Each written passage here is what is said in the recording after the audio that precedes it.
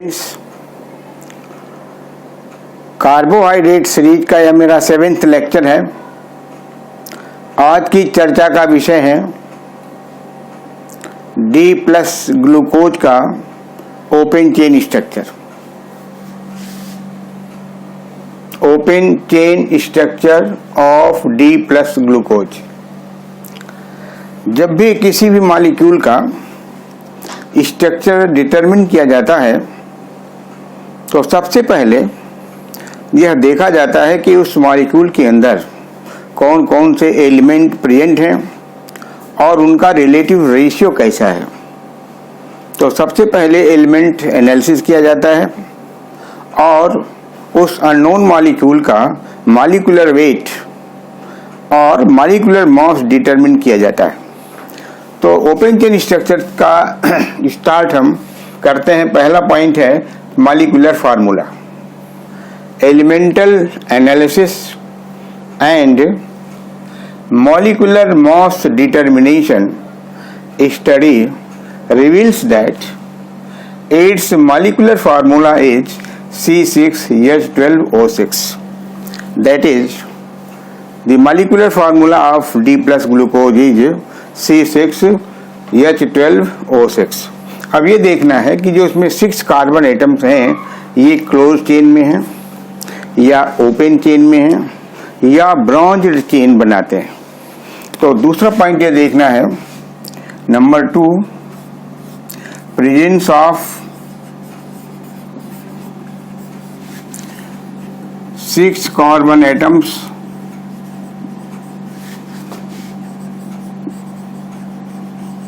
in a straight chain।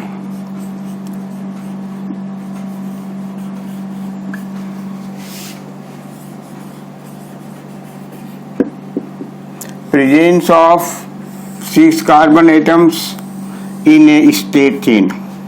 ये कैसे पता चला कि ग्लूकोज मॉलिक्यूल में जो 6 कार्बन एटम्स हैं वे सभी स्ट्रेट चेन में हैं, अनलीनियर चेन में हैं। तो एक एक्सपेरिमेंट किया गया। वो एक्सपेरिमेंट यह है कि जब ग्लूकोज को ट्रीट किया गया HI और फास्फोरस की प्रेजेंस में लॉन्गर पीरियड तक, जब इसका प्रोलॉन्ग्ड हीटिंग की गई तो एन हेक्सेन प्रोडक्ट प्राप्त हुआ। कहते हैं कि glucose on prolonged heating with HI and phosphorus produces normal hexane।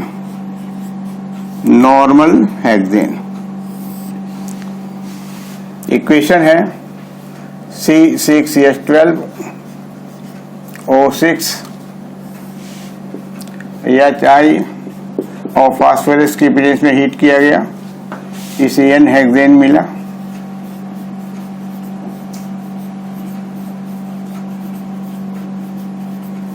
इसी नॉर्मल हेक्सेन मिला और यह नॉर्मल हेक्सेन में 6 कार्बन एटम स्ट्रेट चेन में है।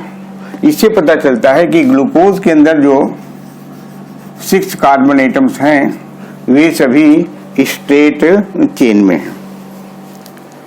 तो कार्बन की पोजीशन तो मालूम हो गया कि सभी कार्बन एटम्स स्ट्रेट चेन में हैं। इनकी संख्या है 6 कार्बन है इसके अंदर। दूसरा पॉइंट है इसका, तीसरा पॉइंट ये है presence of 5 hydroxyl group. Presence of 5 hydroxyl groups. Glucose के अंदर 5 हाइड्रोक्सिल ग्रुप हैं। ये कैसे पता चला? इसका भी एक एक्सपेरिमेंट किया गया। वो कैसा एक्सपेरिमेंट है कि ग्लूकोज को PCl5 के साथ ट्रीट किया गया, PCl5 के साथ, और पेंटाक्लोरो ग्लूकोज का फॉर्मेशन हुआ। तो कहते हैं glucose on heating with 2 experiment किए गए इसमें। पहला एक्सपेरिमेंट है number 1 glucose on heating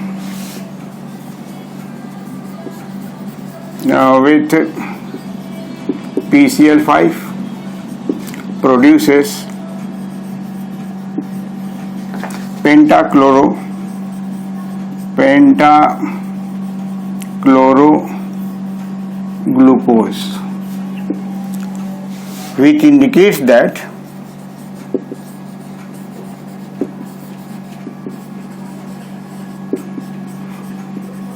glucose has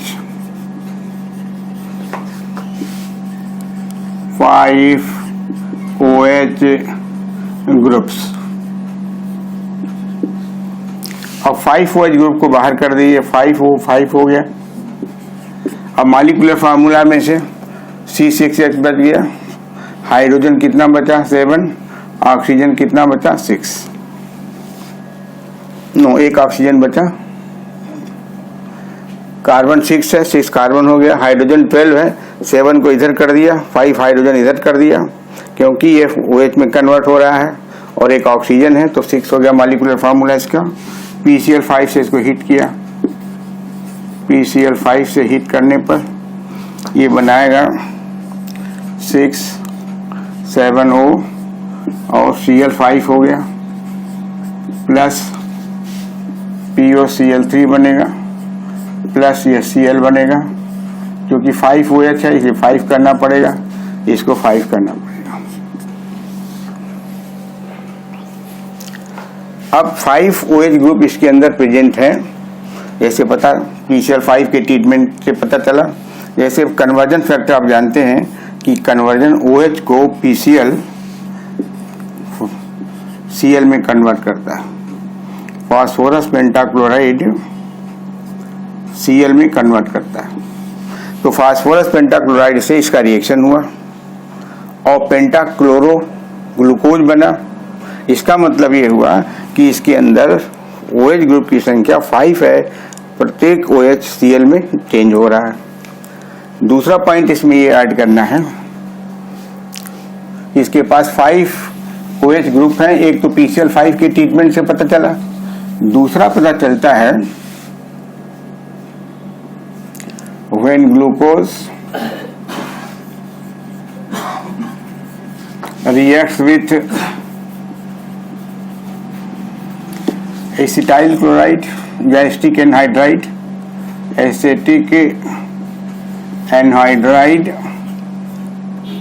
और acetic anhydride और acetyl chloride, it produces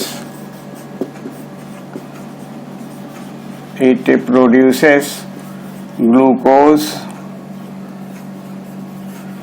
O pentacetate, glucose O पेंटाएसीटेट या ग्लूकोज पेंटाएसीटेट। यह जो एसीटेट है वो ऑक्सीजन से जुड़ा हुआ है।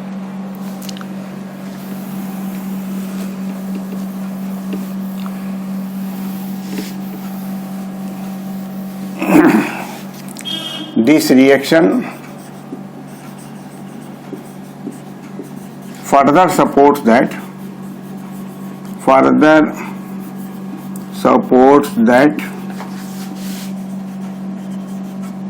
the hydrogen atoms, the H atoms, which are replaced by acetyl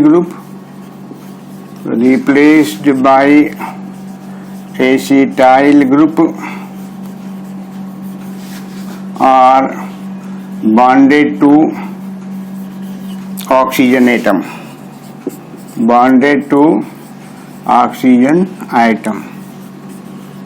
जैसे OH है, एसिटाइल क्लोराइड से आपने रिएक्शन कराया, एसिटिक एनहाइड्राइड से CH3CO एसिटिक एनहाइड्राइड है, और इसके OH का हाइड्रोजन इससे रिप्लेस हो रहा है, ये हाइड्रोजन रिप्लेस हो रहा है, यानी ऑक्सीजन से जुड़ा हुआ हाइड्रोजन इससे रिप्लेस हो रहा है, और यह OCO CH3 बनाता है, प्लस एसिटिक एसिड बनता है, ऐसा।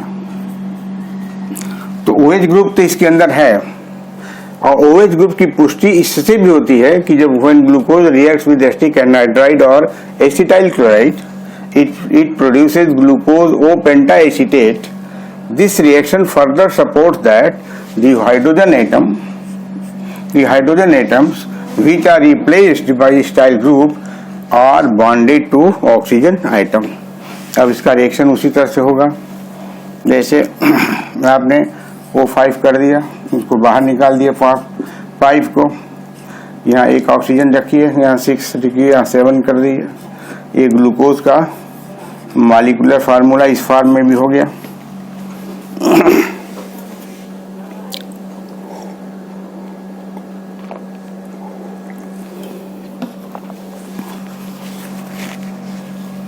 और इसका रिएक्शन एसिटिक एनहाइड्राइड से किया,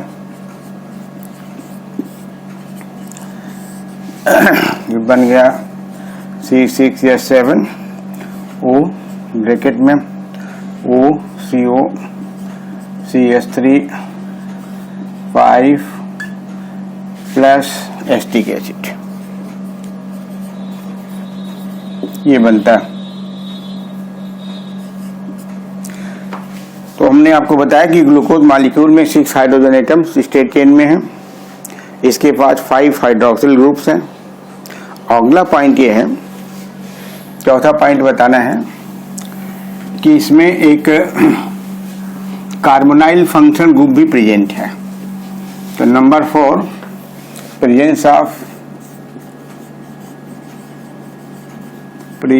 of carbonyl group, presence of carbonyl group. जैसा आप जानते हैं कि कार्बोनाइल ग्रुप में एल्डिहाइड एंड कीटोन दोनों आते हैं, CHO भी आता है प्लस CO दोनों को मिला के कार्बोनाइल कहा जाता है। अब ये देखना है कि ये कार्बोनाइल में कीटोनिक ग्रुप प्रेजेंट है या एल्डिहाइड ग्रुप प्रेजेंट है। तो presence of carbonyl group it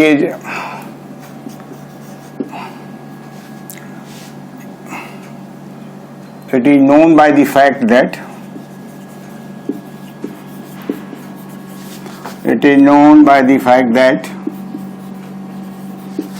glucose reacts with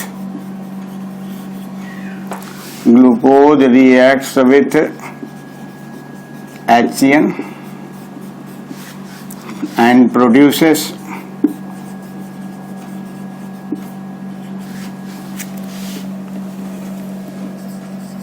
an addition product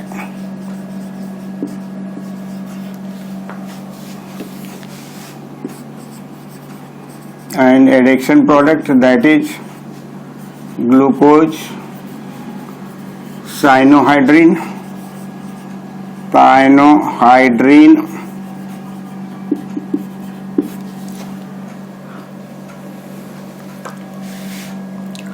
It also reacts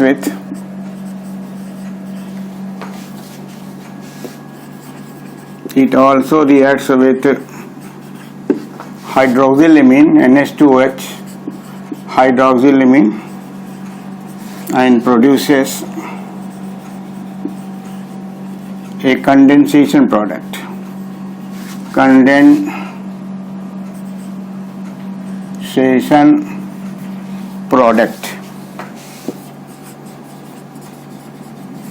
That is glucosamine या ग्लूकोजाक्जाइम।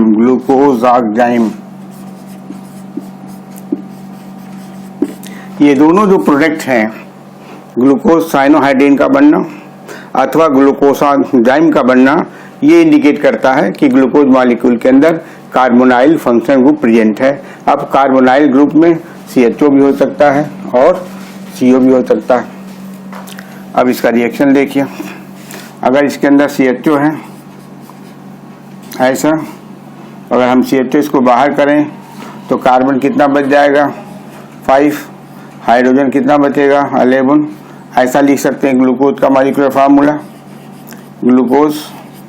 और इसका रिएक्शन अगर हम करें HCN से, ये निगेटिव हो जाएगा, ये पॉजिटिव हो जाएगा, एडिशन होगा इस पर। अगर हम इसको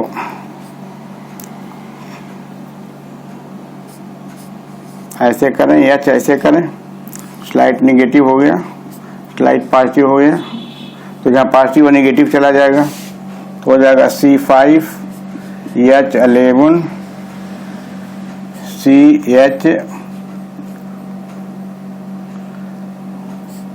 CHOHCN। जहाँ पॉजिटिव यहाँ CN हो जाएगा, यहाँ पॉजिटिव है तो यहाँ CN आ जाएगा, यहाँ निगेटिव है तो H आ गया। ये ग्लूकोज साइनोहाइड्रिन है, एडिशन प्रोडक्ट है। इसी प्रकार इसका रिएक्शन हाइड्रोक्सिलेमीन से भी होता है। हाइड्रोक्सिलेमीन से कंडेंसेशन प्रोडक्ट बनता है। इस कंडीशन में इसको हम ऐसे लिख सकते हैं, ये CO को प्रोजेक्ट कीजिए बाहर और यहाँ के चीज को यहाँ पर लगाना पड़ेगा। CO का कैरेक्टरिस्टिक है। अब इसके साथ क्या क्या लगा हुआ है, केवल हम CO को रिप्रेजेंट कर रहे हैं क्योंकि CO हमेशा टर्मिनल पोजीशन पर नहीं, कभी नहीं रहता, ये कहीं बीच में ही रहेगा, तो इसलिए हम ऑक्साइड का रिएक्शन से शो करेंगे। NH2OH हो गया, एक कंडेंसेशन प्रोडक्ट बनाया और यहाँ पर C⋅N OH बना प्लस H2 हो गया। अगर ये मान लिया जाए कि ग्लूकोज का स्केलेटन है, ग्लूकोज स्केलेटन भाग इस, तो इस ग्लूकोज के स्केलेटन से जो ऑक्साइड बना तो इसको कह सकते हैं ग्लूकोज ऑक्साइड। ग्लूकोज ऑक्साइड, ये पता नहीं है कि ग्लूकोज का स्ट्रक्चर क्या है, इसलिए इस रूप में रिप्रेजेंट किया जा रहा है। लास्ट एम तो स्ट्रक्चर ही पता करना है। अब आगे देखिए 5वां पोजीशन क्या है। ये कैसे पता चला कि इसके अंदर कीटोनिक ग्रुप प्रेजेंट नहीं है बल्कि एल्डिहाइड ग्रुप प्रेजेंट है। तो presence of terminal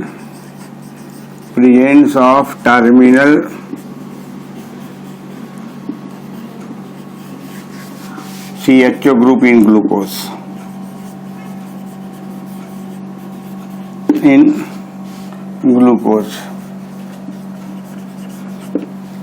presence of terminal CHO group in glucose। जैसे आपको पता है कि जब हम एल्डिहाइड को ऑक्सीडाइज करते हैं तो वह CHO ग्रुप कार्बोक्सिलिक एसिड में बदलता है। तो ग्लूकोज का ऑक्सीडेशन जब किया गया ब्रोमीन वाटर के साथ, तो glucose in presence of bromine water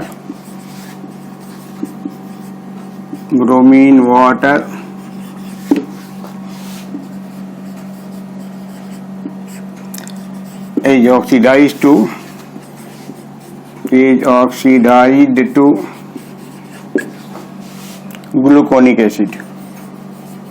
gluconic acid।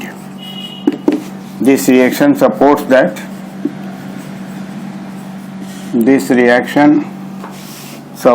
the presence of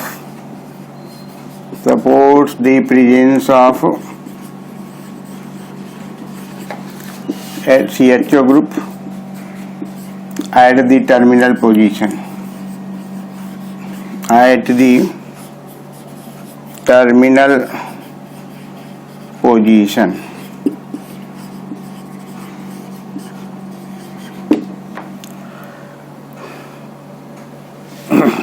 इसका रिएक्शन देखिए।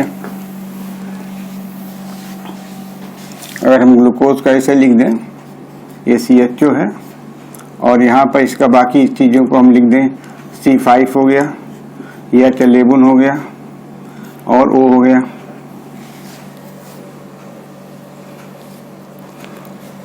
O कितना हो जाएगा, O5 हो जाएगा।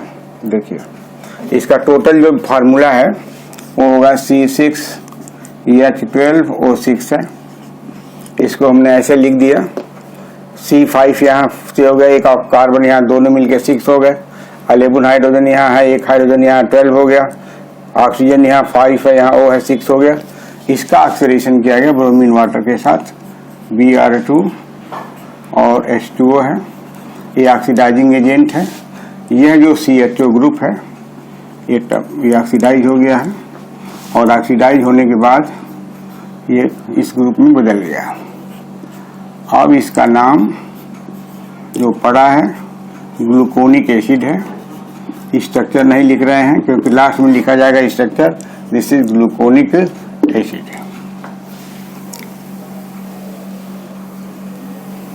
अब glucose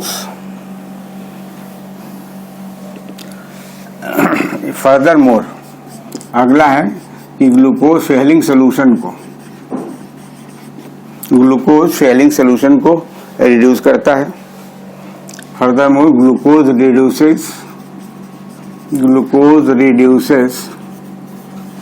Fehling solution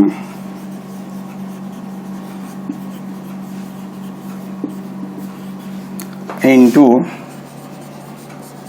a red precipitate of cuprous oxide and also reduces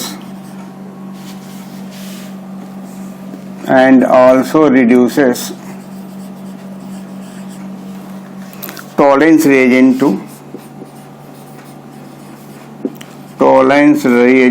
to a metallic silver.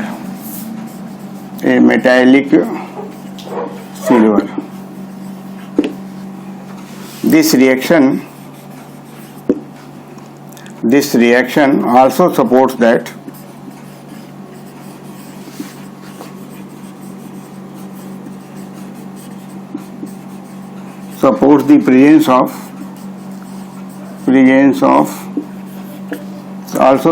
the presence of CHO group in glucose. CHO group in glucose and not the ketonic group.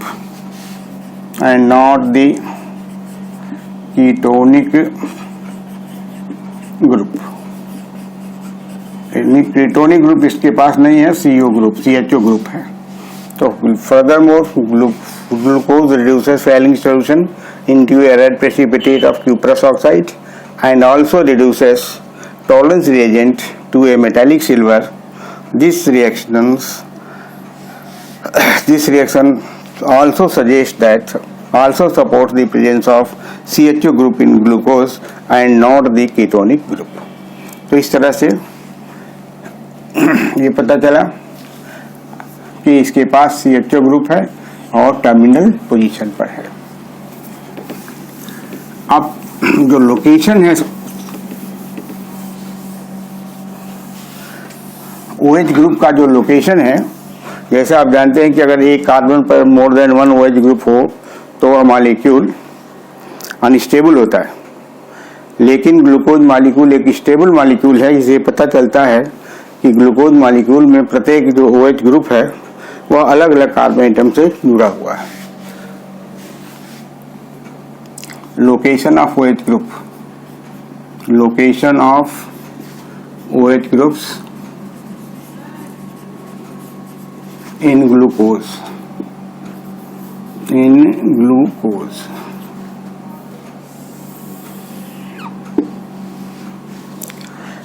since glucose is stable molecule,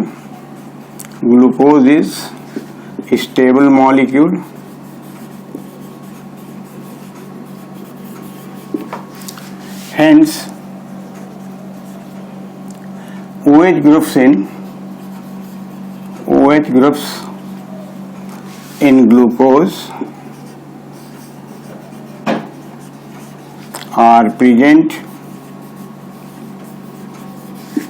on the different carbon atoms,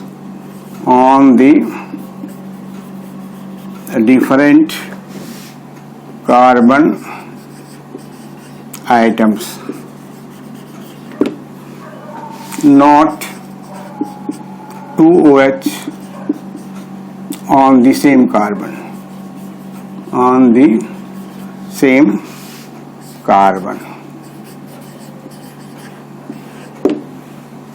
Glucose is a stable molecule, hence OH groups in glucose are present on the different carbon atoms, not 2OH on the same carbon atom.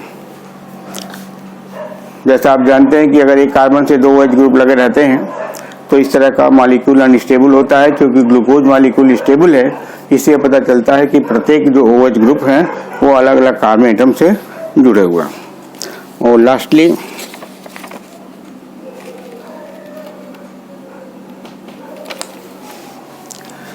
Last is 7th point is presence of terminal presence of CH2 group, presence of CH2OH group at the terminal position.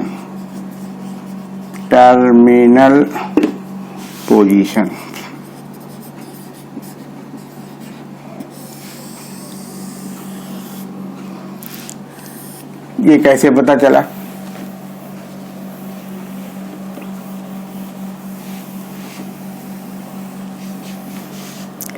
ये जब glucose का oxidation किया गया bromine water के साथ तो एक carboxylic group मिला जिसको हम ग्लूकोनिक एसिड कहते हैं। लेकिन जब HNO3 के द्वारा, नाइट्रिक एसिड के द्वारा इसका ऑक्सीडेशन किया गया तो उसमें 2 कार्बोक्सिलिक ग्रुप की एंट्री हो गई और उससे साइक्लिक एसिड मिला या ग्लूकोनिक एसिड मिला। इससे ये पता चला कि इसके अंदर एक टर्मिनल पोजीशन पर CH2OH ग्रुप भी है। तो this is supported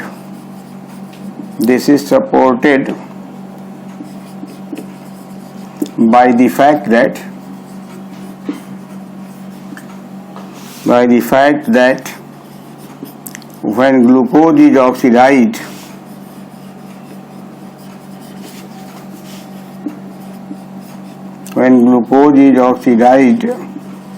by strong oxidizing agent, that is nitric acid, oxidized by nitric acid, it produces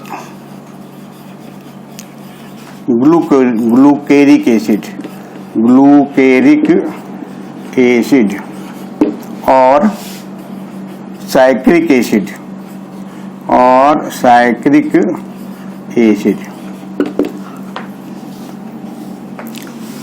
for जैसे अगर हम एक CHO ग्रुप को इधर कर दें टर्मिनल पोजीशन पर, दूसरे टर्मिनल पोजीशन पर अगर हम एक CH2OH कर दें तो अब इस बीच में क्या रखना पड़ेगा? कार्बन कितना रखा जाए? C4 हो जाए, तब 6 8 1 4 5 और 6 कार्बन हो गया।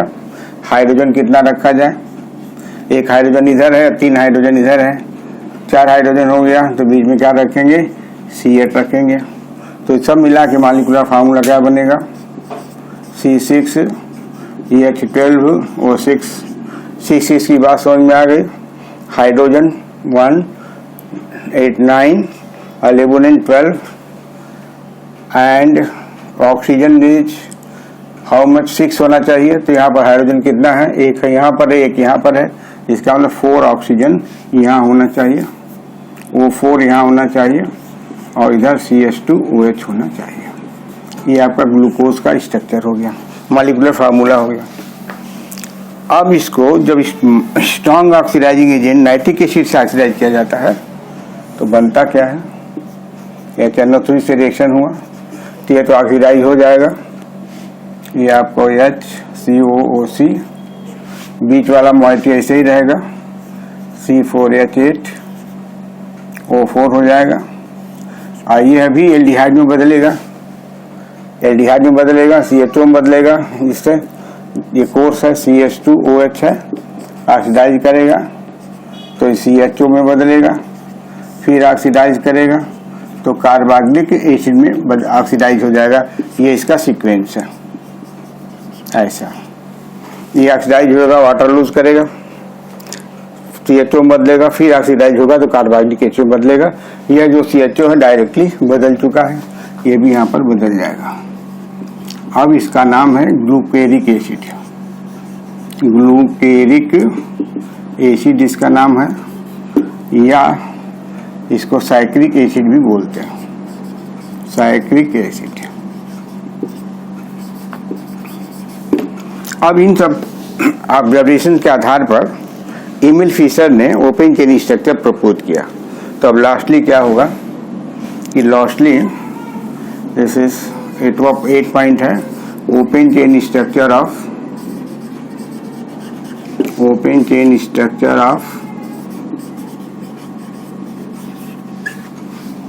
D plus glucose।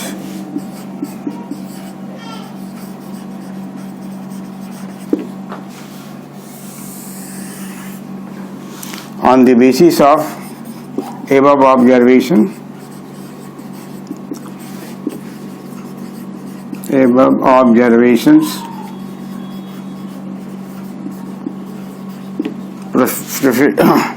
Professor Emil Fischer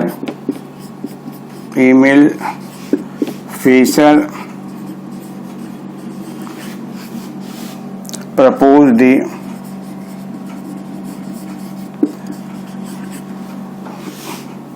open chain structure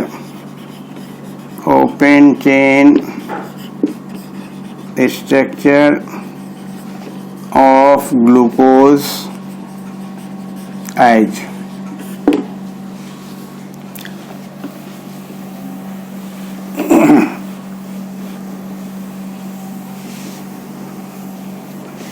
तो पहला इधर CHO किया जाए, this is CHO aldehyde group है, कार्बन 6 कार्बन को स्ट्रेट लाइन में रखा, 1 2 3 4 5 एंड 6 को रखा, छठे पर CH2OH ग्रुप है, तो यहाँ पर CH2OH हो गया, 5 कार्बन एटम 5 हाइड्रोजन है और हाइड्रोक्सी ग्रुप है, एक यहाँ रखा, एक इस पर डाला, एक इस पर डाला और एक इस पर छोड़ा। बाकी हाइड्रोजन कितने बच गए, शेष जो हाइड्रोजन 4 बचे हुए हैं यहाँ पर पोस्ट कर दीजिए ऐसे। ये आप ओपन चेन स्ट्रक्चर हो गया ग्लूकोज का। ये this is open chain structure, इसमें 4 काइरल कार्बन सेंटर्स हैं, ये काइरल कार्बन है, ये C* एसिमेट्रिक कार्बन है, एसिमेट्रिक कार्बन्स 4 एसिमेट्रिक कार्बन्स हैं, ये ऑप्टिकली एक्टिव है, ऑप्टिकली एक्टिव है। यही open chain structure of glucose है जो सारे ऑब्जर्वेशंस को फुलफिल करता है, लेकिन यह करेक्ट स्ट्रक्चर नहीं है क्योंकि बहुत सारे चीज़ों को एक्सप्लेन नहीं करता है ओपन चेन स्ट्रक्चर। अब इसकी चर्चा मैं अगले वीडियो में करूँगा। आज के लिए इतना ही। Thank you very much.